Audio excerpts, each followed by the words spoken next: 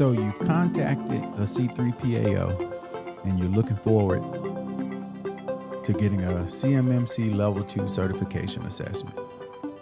You've went under contract, you've set an assessment date, and now the Lead CCA has reached out to you to begin framing the assessment and validating your scope.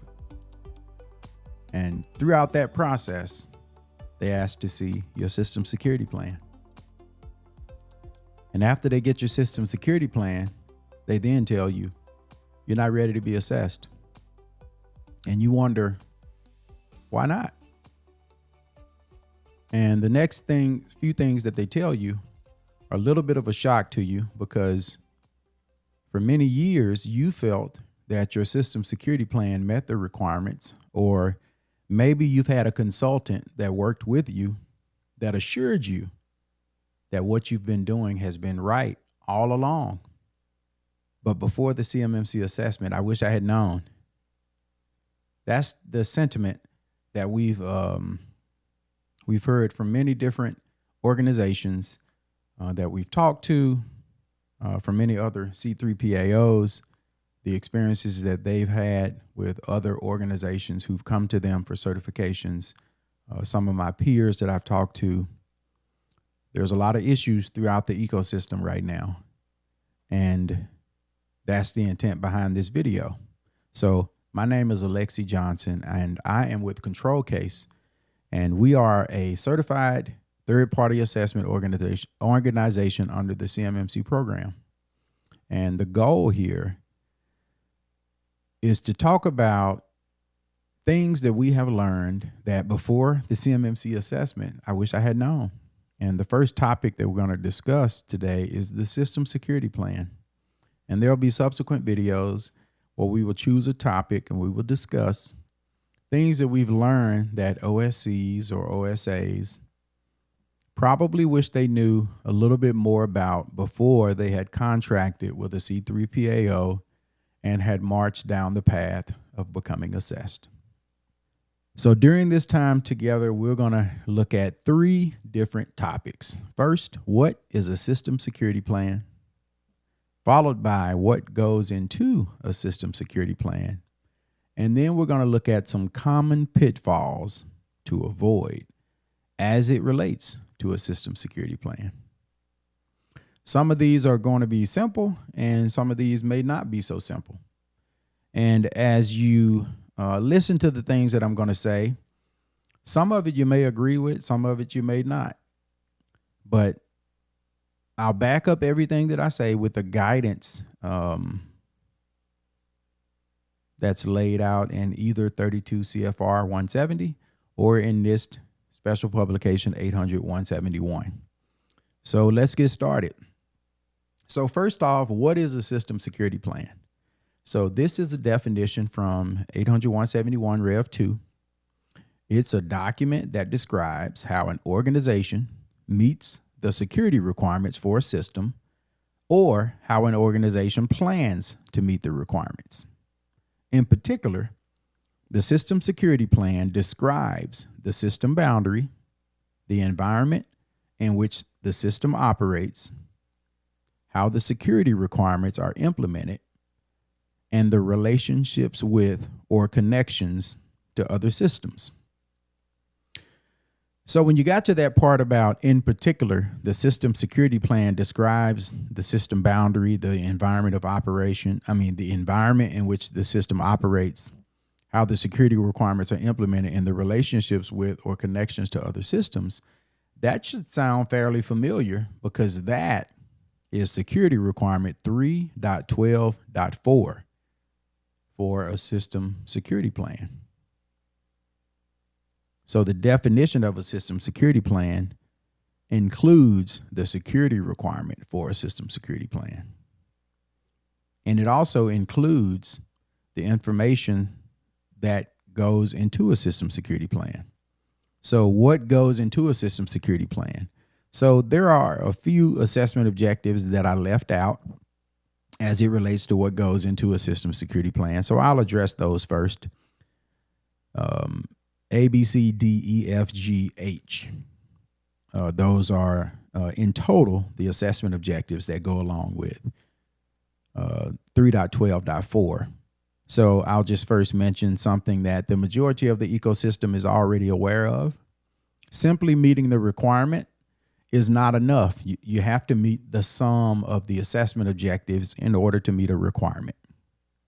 The first objective is the system security plan is developed.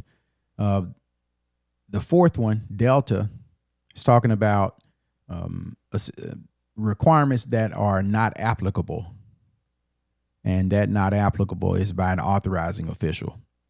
So typically that's not something, unless you went through an adjudication process through the DoD CIO, you wouldn't have anything listed as not applicable or designated as not applicable by an authorizing official.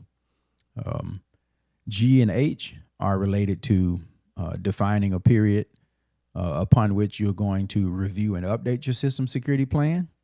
And H is reviewing and updating your system security plan at that defined frequency. But in terms of what goes into your system security plan, we're going to focus on B, C, E, and F for the rest of the time that we have together. And we're going to talk about these in detail because these are the areas that many people falter when it comes to being ready to be assessed. As far as the first step in a lead CCA being able to determine whether or not you're ready to be assessed. So first off, what is a system boundary, right? Many people have heard the term system boundary. So it's defined not in 800-171, but it's defined in 853. So in terms of relationship, the requirements, or at least the majority of the requirements in NIST 800-171 were all derived from NIST 853. In the current revision that we're using for CMMC 800-171 revision 2, all of the basic requirements, they weren't derived. They came from FIPS 200, the basic requirements that are in FIPS 200. So you get a chance, take a look at FIPS 200, and you're going to recognize all of those basic requirements. But all the rest of them were derived from 853. So it says all components of an information system to be authorized for operation by an authorizing official. This excludes separately authorized systems to which the information system is connected. Obviously, under CMMC, these are non-federal organizations. So there won't be an authorizing official, right? Many people will use the word authorizing official when they're talking about maybe a president of a company. Those are government terms when you consider something like an authorizing official. So you really shouldn't use that language when you're talking about your systems. But the reason I wanted to share the definition here is because it says all components of an information system.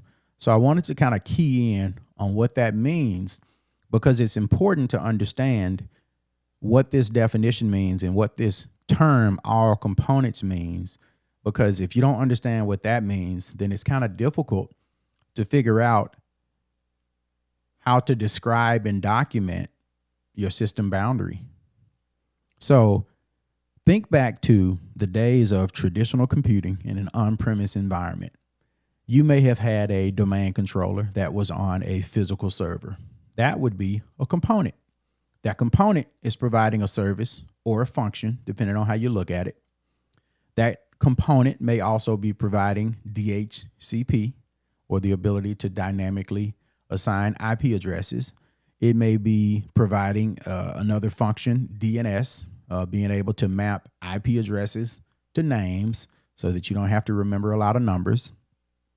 You may have another component, another server that may be a file server. You may have another component that may be a print server.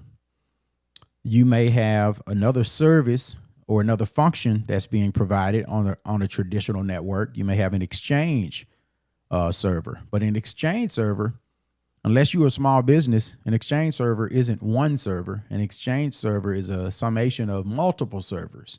You would have had an exchange hub server. You would have had an exchange transport server. You would have had mailbox servers. And I think there's one or two more servers. I don't remember, a hub, transport, mailbox. I think there's another one as well. So when you think about today's time, when you think of cloud computing and Exchange Online, we don't really think about the totality of the servers that we would have used in old school Exchange on premise, and the multiple servers that we would have had.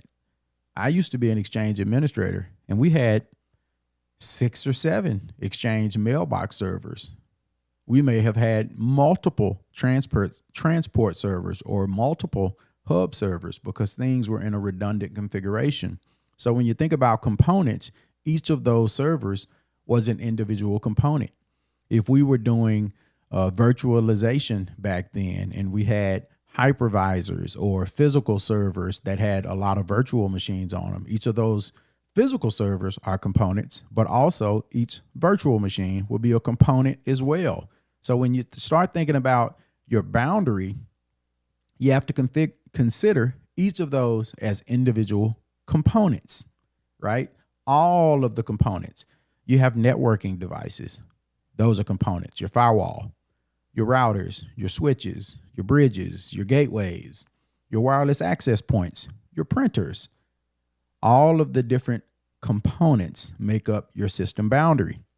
When you move into cloud computing, when you move into offloading some of your traditional networking components into the cloud, you don't remove the responsibility of documenting the components that you have as part of your boundary. It just may look different. So rather than documenting 4 or 5 servers that make up Exchange, now you may document under the umbrella of Microsoft 365, GCC or GCC High. Now you just may list Exchange Online because everything under the hood, it's Microsoft's responsibility. So now the component that's a part of your system boundary is what you've been subscribed to and what you're licensed to use, which is Exchange Online. These things are important because one of the things that we see is when people create their diagrams and when people create their descriptions of their system boundary, they leave those things out. They'll just say Microsoft 365 GCC. And here's the problem with saying something like that.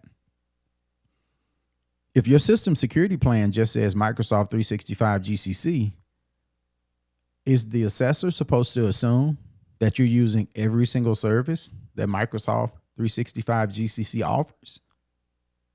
No, we're not supposed to assume anything. You're supposed to tell us what you have in your environment. If you're using it, tell us what you're using so that we don't have to guess, so that we don't have to figure it out. I was participating in an assessment not that long ago, and we were looking at, I'm going to go backwards for a moment. I told the client that they weren't meeting the requirement for assessment objective F, that their system security plan did not describe or document the relationship with or connection to other systems. And they told me, oh, it's described and documented in Appendix C of our system security plan. I said, okay, could you show me that? And they took me to a diagram. I said, I don't see a description here. They said, well, it's right here on the diagram. I said, well, tell me what you mean. And they said, well, you can see right here on the diagram that Microsoft 365 GCC High is being used. I said, okay. How does that tell me about the relationship with or connection? I mean, I see the picture, but what does that tell me? Well, this is a collaborative computing program. I said, wait, I know what the technology is. It doesn't tell me how you've configured it or how you're using it in your environment. It doesn't tell me which of the components you have and how they're connected, what the interworkings are. I said, let me ask you a question. Do you possibly have an Azure AD Sync in your environment? They said, yeah, we do. I said, well, your drawing doesn't tell me that. I said, there's not even a domain controller listed on your drawing. And you say you have an Azure AD Sync. So for those who may be watching who don't know what that is, you can actually synchronize your Entra ID or your Entra your Entra ID with your on-premise domain controller so that it can be one identity source, so that as you authenticate with Entra ID or whether you authenticate with Active Directory, it can be seen as a single identity source. So that's what they were doing. Their drawing didn't represent that, but more importantly, they didn't have words that described and documented it. So it's very important from a system boundary standpoint that you understand the components that you have and you understand what components are required as a part of your system boundary, because just because somebody else owns it, it doesn't mean that you don't have a portion of it, right? So when you consider an application like CrowdStrike or an application like Tenable, if you're subscribing to it and it's a security protection asset, for as much as you're subscribing and that service is being utilized, whatever services you're using, that service is a part of your boundary. If you're using Tenable's vulnerability management, then vulnerability management is a part of your boundary. If you're using Tenable's exposure management, then exposure management is a part of your boundary.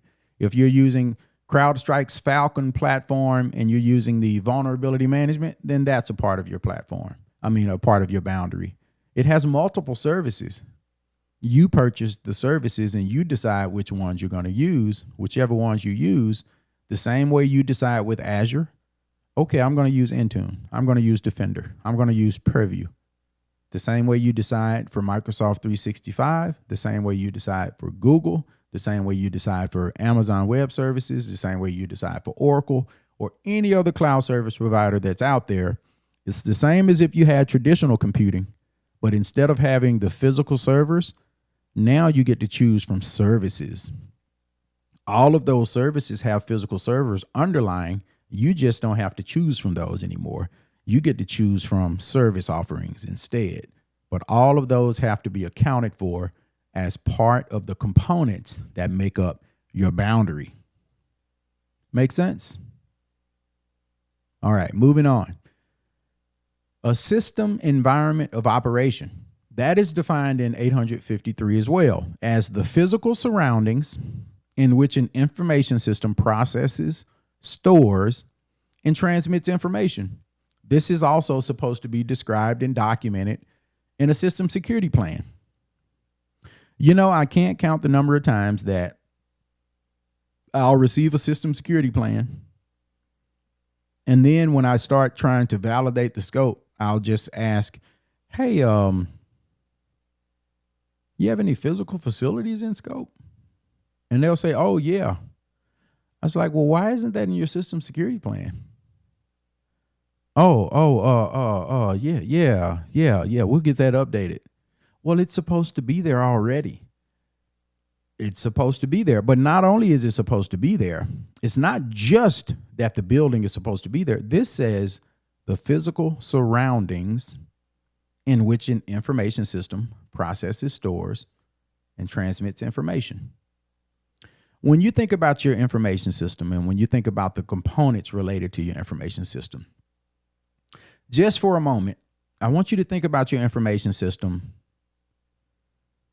in terms of the core of the information system and then the endpoints that connect to the information system. So your workstations, yes, they process, store, and they transmit information as well, but they're the endpoints. So when you think about the physical environment of operation, you really should be documenting if you have anything on premise, like a server room, and you have some physical servers, you have some network infrastructure, things like that, you should be documenting as a part of your system environment of operation. You should be documenting those things. We have in this building, we have a physical room that has all of our ISP equipment, our firewalls. We have 2 servers in that room, and they're all protected with an access control system. Specific personnel are authorized to come into that facility. Like, what's that physical environment look like? What are the surroundings there? Yes, you have a building. Yes, you have a building, and you want to describe what those physical surroundings are, but you want to come inside of the building as well, and you want to talk about where's the core of your system located at as well. What are those physical surroundings?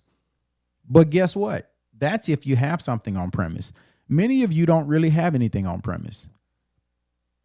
Where's the rest of it at? Many of you are inheriting these things from your cloud service providers. So when it says the system environment of operation, just because you're inheriting it, it doesn't recuse you of the responsibility of documenting it. That means you should be saying the core of our system is hosted in Azure, so we inherit the environment of operation as it relates to Azure Commercial from Microsoft. We inherit it as it relates to Google Cloud. We inherit it as it relates to Microsoft 365 GCC High. That's documenting your system environment of operation. If you don't control it, somebody does, and it's still your system components. If you're using Intune, Intune has a system environment of operation. You inherit it from someone. Make sense? Okay. Now let's jump into some common pitfalls to avoid when you're dealing with your system security plan. This is one of my favorites. It leads to a lot of arguments. It really does. This pitfall that you really want to avoid is one document does it all, right? One document does it all. During an assessment, your SSP is there to serve two purposes. The top part of the SSP is there to describe your system, and then the bottom part of the SSP is there to describe the safeguards that you have in place. Another word for safeguard, or controls that you have in place to meet the security requirements. That's what your SSP is there for. So when me as an assessor, when I look at your SSP, I'm looking to see what does your system look like. I'm going to look at the top during the scoping part. I want to look and see, okay, all right, this tells me about what the system and the interworkings of the system. I should be able to read this and understand what's going on. Okay, I get it. This is how the system is built. Okay, this is in scope. That's not in scope. All right, this is the data flow. Okay, I get it. Yes, I understand. Oh, yeah, they did a great job with that. All right, I get it. Now, as a part of that readiness and making sure you're ready to be assessed, I take a look at how you documented your controls to make sure everything makes sense. Okay, yep, got it, check. But the reason I'm mentioning this as a pitfall, because this part might not stop you from getting to the assessment, but it can really mess you up when you get to the assessment. Because the system security plan is the document that we use kind of as a roadmap. We look at it and it tells us this is how you're doing it. We kind of look at it like this. The requirement says you have to do this. So we look at what you wrote and then we decide, okay, here's what they wrote. Here's what the requirement says. And we decide they wrote this. The requirement says this. If they do what they wrote, will it meet the requirement? All right, the answer is yes. Now I can put the requirement down. Now I'm assessing you against what you wrote. Now I move this over here. Now I need to see everything else that you have to show me how you're doing this. The SSP isn't your governing documents. It's the planned document for how you're going to execute over here. This isn't the document that tells all of your workers how they're going to do everything. This is the planning document that everything else is going to be built based on. So your policies are going to be in lockstep with the SSP. Your procedures are going to be in lockstep with the SSP. Your standards are going to be in lockstep with the SSP. The design was not that one document was going to do it all. The SSP is really a sensitive document, and you shouldn't show it to everybody. Everybody in your organization doesn't need to see your system security plan.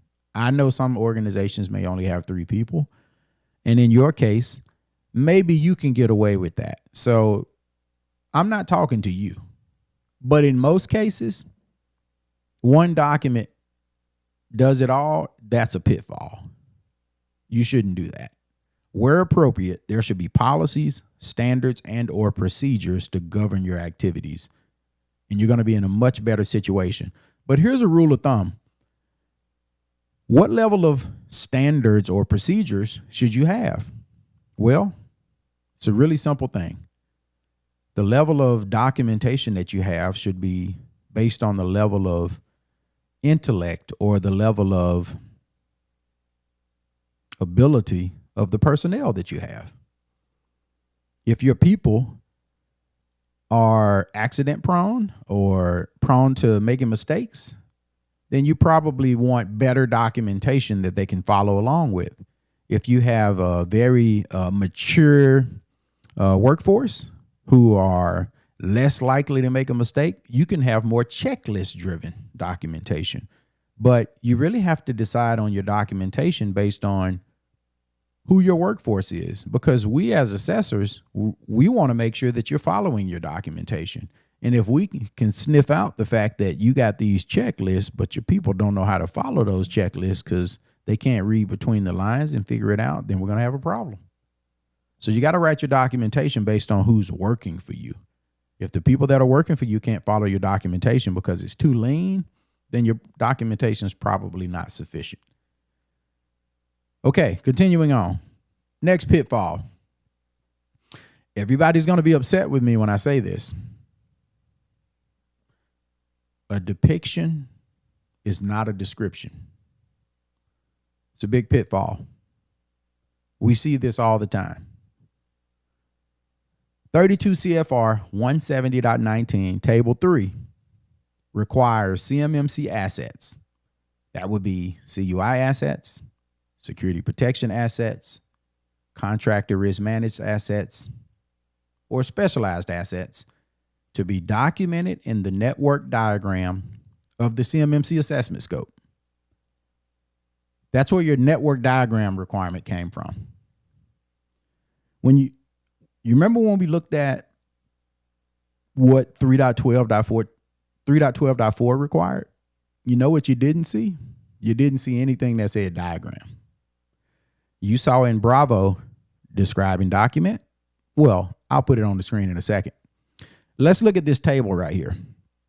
You'll notice these 4 asset categories, they all say something. They all say the same thing. Document in the network diagram of the CMMC assessment scope. This is a CMMC requirement. This is not an 800-171 requirement. This is a CMMC requirement. I'm going to go back to 800-171. So again, 32 CFR 170.19, that's CMMC scoping. Table 3 requires CMMC assets to be documented in the network diagram of the CMMC assessment scope. Let's look again at what 3.12.4 requires. The system boundary is described and documented. The relationship with or connection to other systems is described and documented.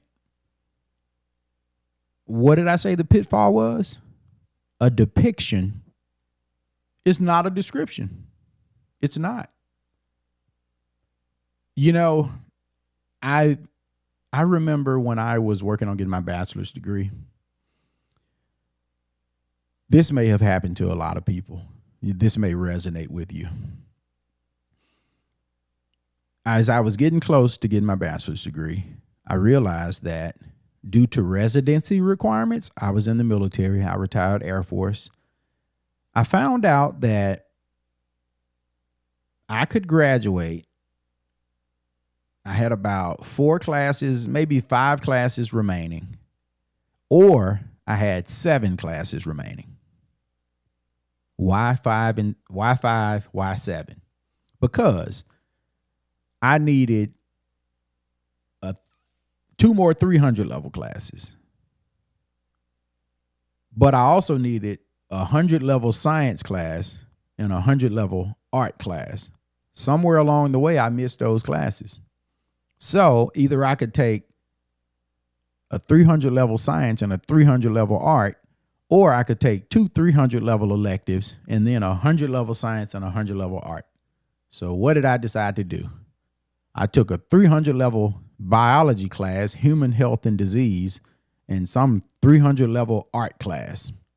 I remember being in that class. I was living in Virginia at the time. I had to go to one of those art museums, and they gave me an assignment and I had to go to the museum. And I had to go, this is all relevant, I promise. I had to go to the museum and I had to go and find a painting and look at a painting. I think it was like an imitation Van Gogh or something. And I had to look at the painting and I had to figure out what Van Gogh was thinking when he drew this painting, when he painted this painting. And I was like, I don't know what he was thinking. I have no idea. I think I got a D on that assignment because, yeah. Same thing goes here. You made your diagram. I didn't make it. Why do you expect me as an assessor, or any assessor for that matter, to know how you designed your system just based off of looking at your picture? Why are we supposed to know that? Why are we supposed to know that? That's why NIST said describe and document. Sure, CMMC said create a picture, a depiction. But NIST said create a description. Van Gogh's the only one who knows what he was thinking when he painted those pictures. If he had written it somewhere, then I could tell you what he was thinking. But I can't look at his picture and figure out what he was thinking. I can't look at his brushstrokes and figure out, oh, he was thinking about the sunshine on a fall. No, whatever. You get the point. A depiction is not a description. Again, diagrams are depictions, not descriptions. 32 CFR 170.19 Table 3 requires a diagram. NIST Special Publication 800-171, the security requirement 3.12.4 does not require a diagram. However, both requirements must be met.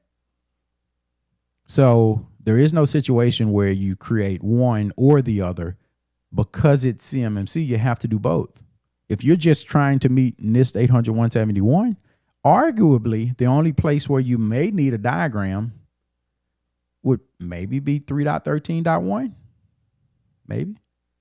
But for CMMC, you're required to have a diagram that depicts your assessment scope. So that'll include cloud if you're using cloud. That'll include what you have on premise as well and how it all connects together, because relationships with or connections to other systems should be considered as well.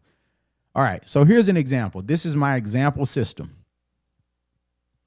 I'm going to kind of talk you through this example system, and then I'm going to show you diagrammatically how I'm going to talk you through the diagram, and then I started working through the narrative, the describe and document. Now, of course, I didn't do it all, but I started working through it so that you can kind of get a sense of what this looks like. All right, so this is based in Azure Commercial. It's also utilizing Microsoft 365 GCC. This is a fully virtual enclave. You have 3 different types of virtual systems being used. Everything is using Windows 365 PCs. So you can see the green, the blue, and the red. That's denoting that you have CUI users. The blue is a non-CUI user, which CRMAs, and then the red is the privileged users. So you see the legend in the top right. So that also denotes the data flows associated with those users as well. So everything in red, security protection assets. And when you see a red line, that's also data flow associated with the privileged users. When you see green, that's data flow associated with the CUI users. When you see blue, that's data flow associated with the contractor risk managed assets. When you see black, that's associated with out of scope data flow. So you see Dropbox and you see Bamboo HR associated with out of scope data flow.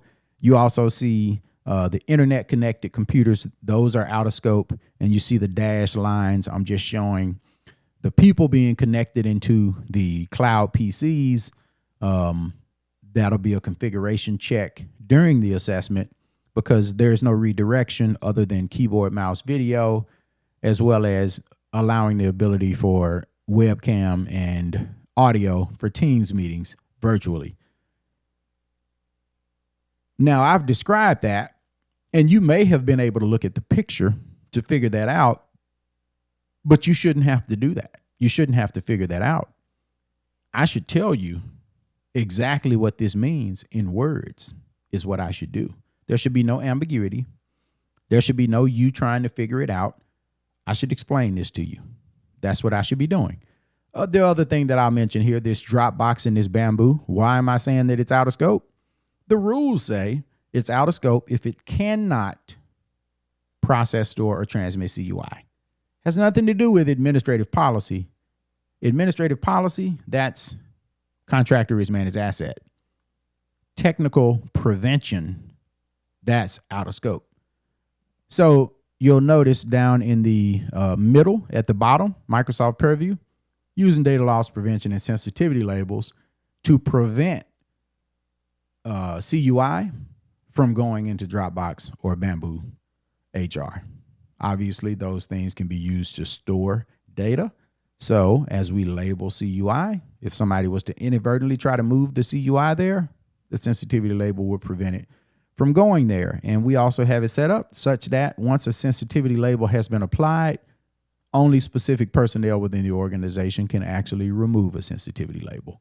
We don't allow it to be removed by anyone except for specific people within the organization so that, to help against insider threat, things like that as well. Obviously, this isn't a real system, but I'm just talking through what the scenarios would look like if this were real. All right, so this is BLT information system. Yes, bacon, lettuce, and tomato information system is an enclave that is comprised of the following system components: Azure Commercial and Microsoft 365 GCC. So Azure Commercial, also referred to as Azure Public, is Microsoft's default global cloud platform used by businesses, developers, and organizations worldwide. It delivers a full spectrum of cloud services across infrastructure as a service, platform as a service, and software as a service. And you can see the different levels of things that can be done within each of them. Oftentimes, when you're describing these services, you could just go straight to their catalog and pull information in and paste it right into your system security plan. That's what I did in this sample right here. Continuing on, bacon, lettuce, and tomato information system implements the following Azure services. This is me describing and documenting. Azure Portal is not a service, but a web management interface that bacon, lettuce, and tomato uses as a central hub to create, configure, monitor, and manage Azure resources and or services. Entra ID, formerly known as Azure AD, is Microsoft's cloud-based identity and access management solution. BLTIS uses it to provide secure, scalable identity services for users, devices, and applications across both Microsoft 365 GCC and Azure commercial environments. Intune is a cloud-native endpoint management solution that allows BLT to securely manage users, devices, and applications while enforcing compliance, protecting data, and enabling seamless access to Microsoft 365 GCC and Azure services. Microsoft Defender for Endpoint is an enterprise-grade security platform that delivers comprehensive protection across BLTIS devices by combining advanced threat detection, real-time vulnerability management, and automated response capabilities. I would have said more about Defender for Endpoint, but that paragraph gets long, so I stopped it there. Microsoft Defender for Office 365 is a cloud-based security solution that protects BLTIS from advanced threats targeting Microsoft Office 365 GCC. It provides real-time protection against phishing, malware, business email compromise, and malicious links through features like safe links, safe attachments, and automated threat investigation. Hopefully you can see this is actually pretty simple. All I'm doing is describing exactly what the picture depicted because a description is required and not just a depiction. Azure Privileged Identity Management now part of Microsoft Entra ID Governance, is a cloud-based service that helps BLT secure, control, and monitor privileged access to critical resources across Azure, Microsoft 365, and Entra ID. It enables just-in-time role activation, time-bound access, and approval workflows for high-impact roles like Global Administrator, Security Administrator, and Azure Resource Owner. I think this is the last one. If it's not, I'm just going to skip through the rest of them. Microsoft Sentinel is a cloud-native security information and event management, SIEM, and security orchestration, automation, and response, SOAR, platform that provides intelligent threat detection, investigation, and response across BLTIS. It collects data at scale from users, devices, applications, and infrastructure, then uses built-in AI, behavioral analytics, and Microsoft Threat Intelligence to surface and correlate security incidents. So I'm not going to talk about Purview. So the main reason that I mentioned Purview is because you'll notice down at the bottom where I said these policies apply across services like Exchange Online, even browser activity and platforms like Dropbox and Bamboo HR.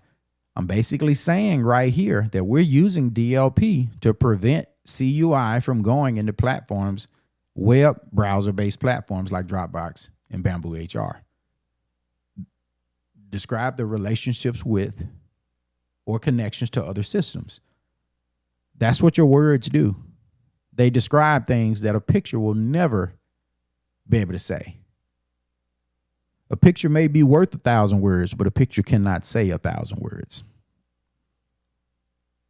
Pictures are great, but words will tell your assessors exactly what they need to know about your system. I know sometimes people always tell you, tell them as little as possible. No, you want to tell your assessor how you built your system so that they can remove bias.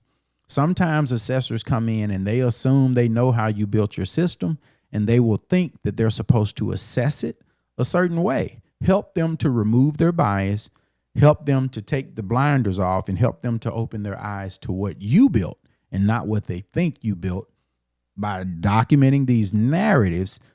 Pull in information from these people's websites, pull in information from their system security plans, pull in information from their service descriptions, and use it to document how you're using these systems and connect the dots. So I think that is the last one.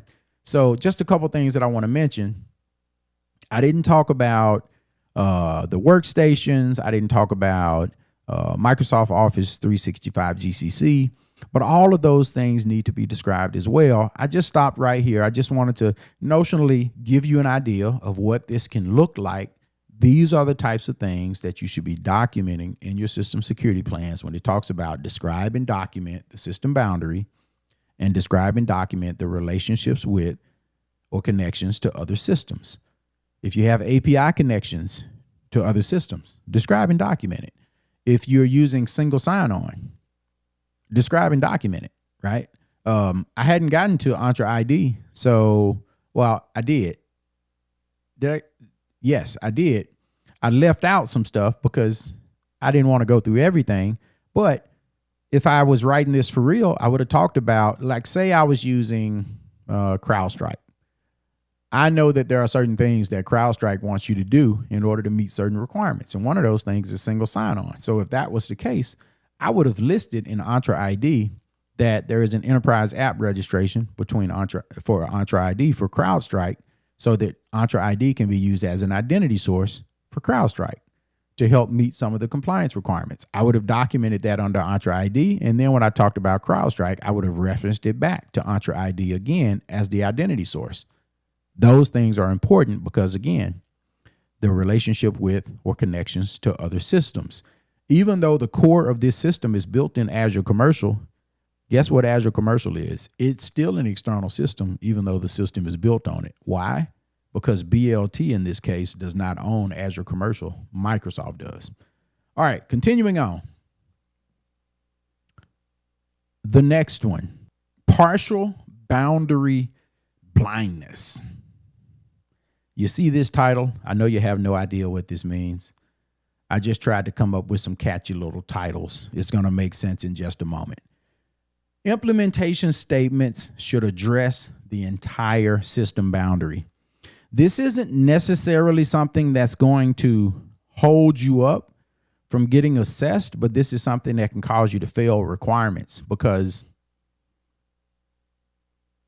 your SSP will be wrong, right? So just imagine for a moment, and we're going to use as an example, we're going to assume that you're using Azure Commercial, Microsoft 365 GCC, you're using AvePoint for backups, and you're using Tenable.io. All of these are FedRAMP authorized cloud service offerings.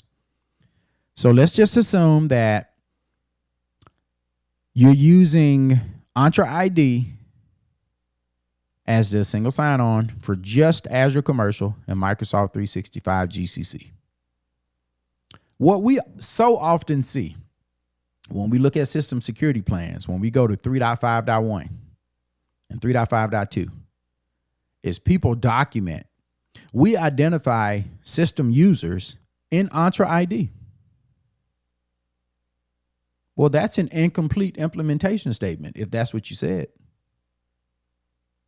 If you say that, then that's a finding. If that's all you say, but you have these 4 systems, that's a finding.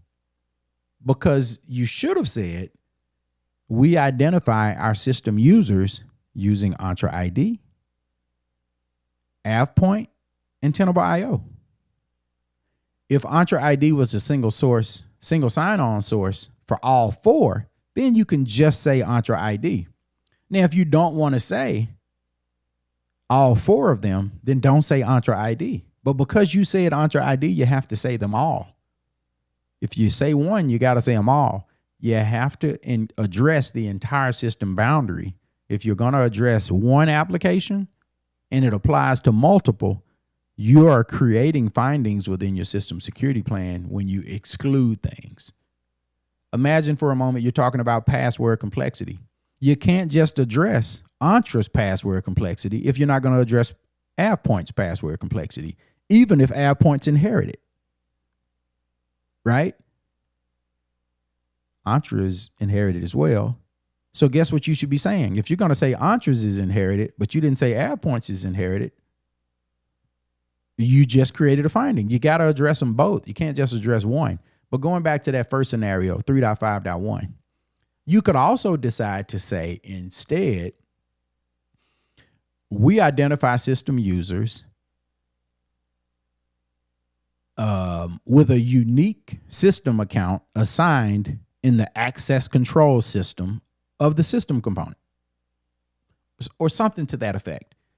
Now you're just saying generally, whatever the access control system is, we assign a unique system account to the individual, and that's how you identify the system users.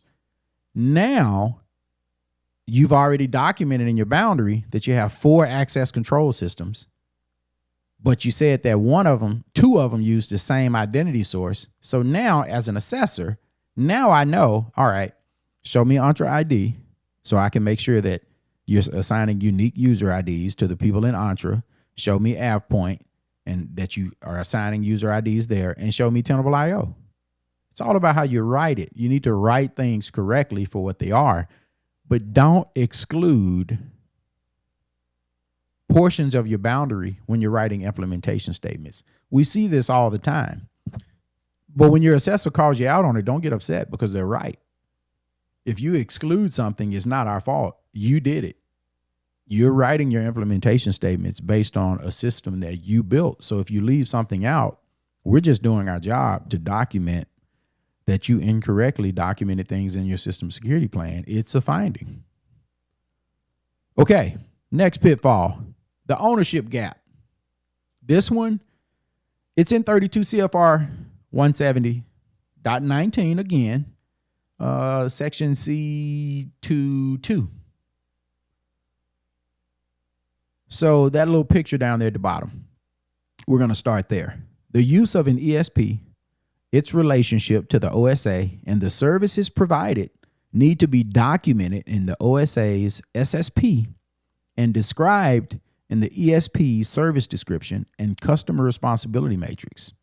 which describes the responsibilities of the OSA and the ESP with respect to the services provided.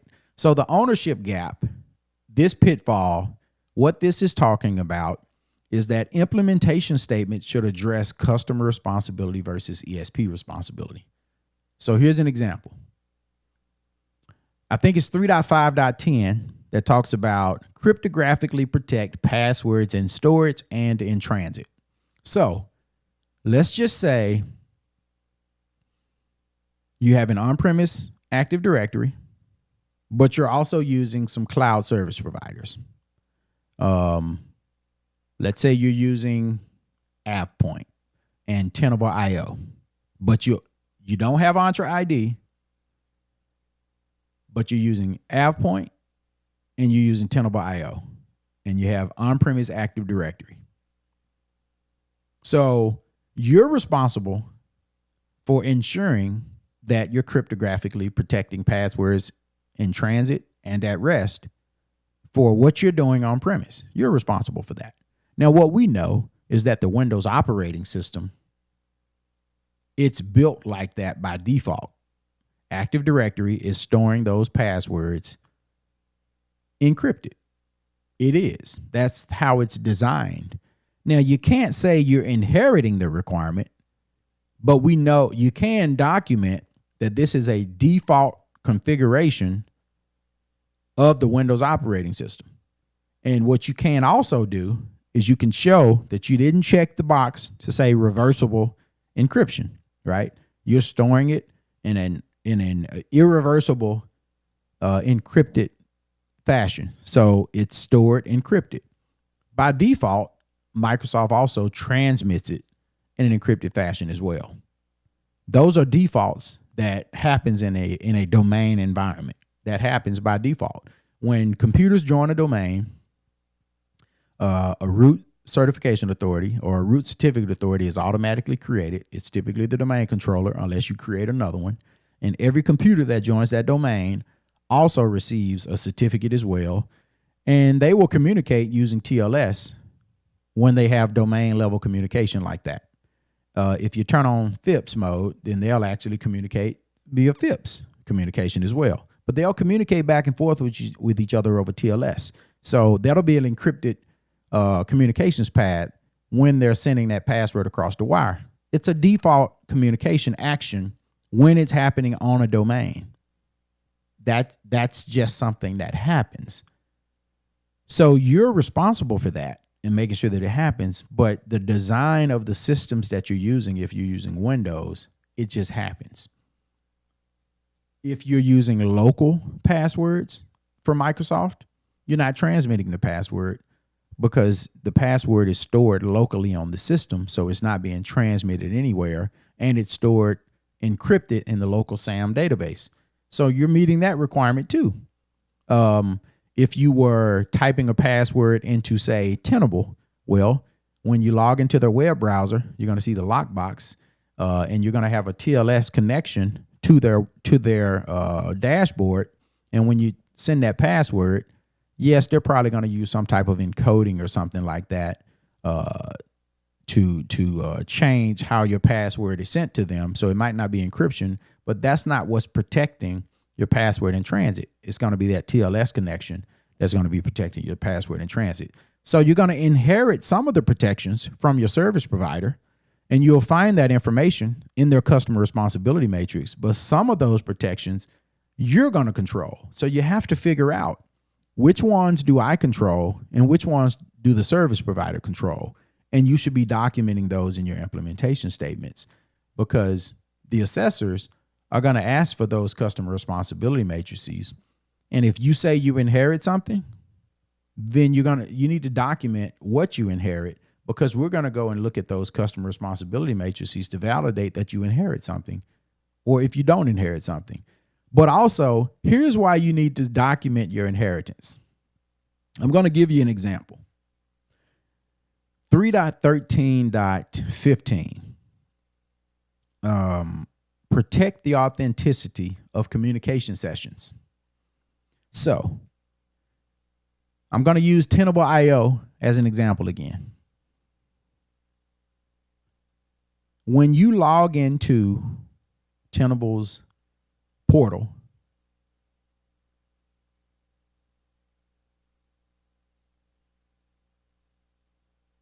okay, let me go back to implementation statement first. If you're writing an implementation statement for Tenable and you say,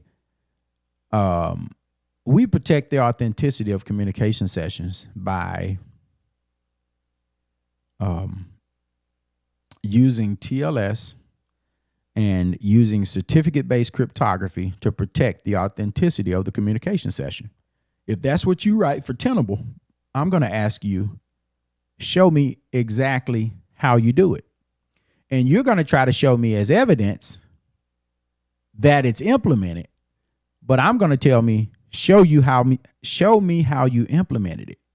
And you're not going to be able to. You know why? Because you didn't do it. Tenable did. That's why documenting inheritance is important. That's a FedRAMP authorized provider. They're going to give you an Appendix J, an SSP Appendix J. And when you go to, I believe, SC 23, it's going to tell you that you inherit that requirement from them. So you can cite the Appendix J, and you can do the mapping from 3.13.15 to SC 23. And you can say that we inherit this requirement from this provider. And then when we're doing our work, we're going to validate that you inherit it, and we're going to accept that. And then we're going to look at the operating systems that you have, and we're going to validate what you said about those operating systems. And then we're going to say you're good on their requirement. But if you say that you're responsible for making it happen, the session authenticity for Tenable, I'm going to ask you to prove it. You're not going to be able to prove it. You're not going to be able to prove it. Document inheritance. That's why I call this the ownership gap. You can't prove things that you're not responsible for. So document inheritance. Now, that doesn't mean you can't inherit things from something that has not been validated, right? Some services are not validated, so you can't inherit. You really can only inherit from two places as it relates to CMMC. When it's a FedRAMP authorized provider, you can inherit from them based on their customer responsibility matrix. As it relates to CMMC, if a service provider has decided to get a CMMC level 2 certification, as it relates to their information system, you inherit the protections as it relates to their information system. That's what you're inheriting. If they didn't have a CMMC level 2 certification and they're an SPA, their system is supposed to meet the requirements as well. So you wouldn't inherit that if they didn't meet the requirements. It would have to be proven first.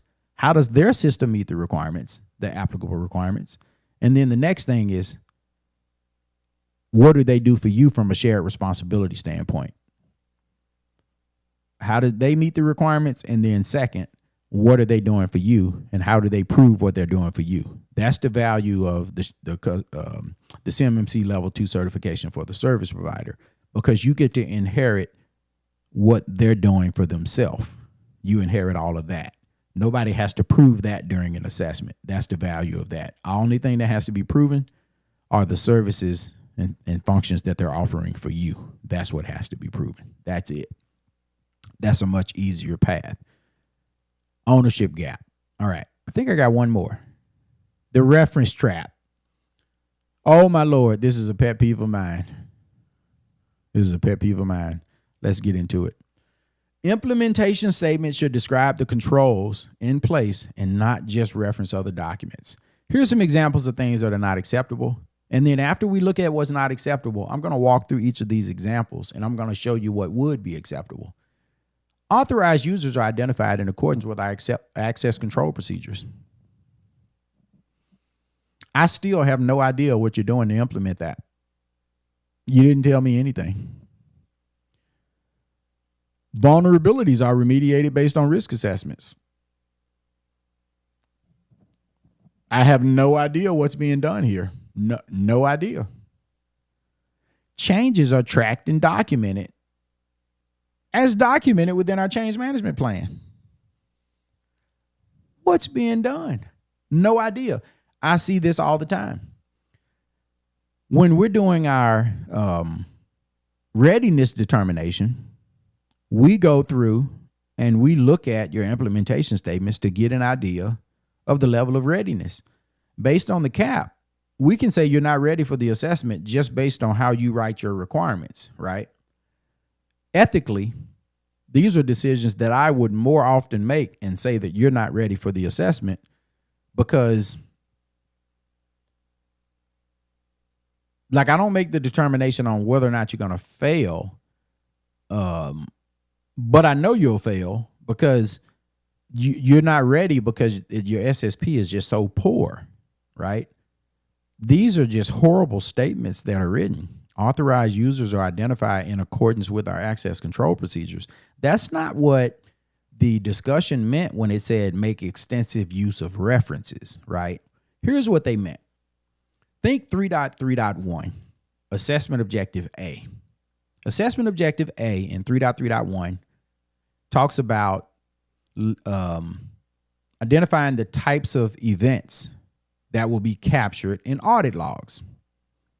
So you could decide that you're going to capture 45 different types of events in your audit logs.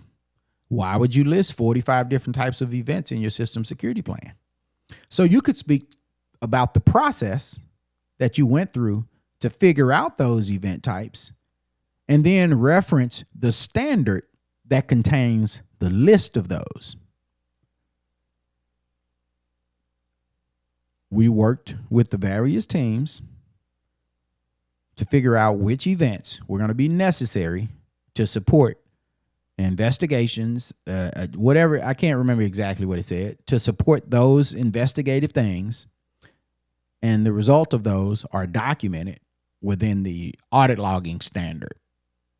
You gave something actionable. You told exactly what you did, and you listed where the standard is at, where the information is kept. You know, why list 45 things there? You don't have to list 45 things.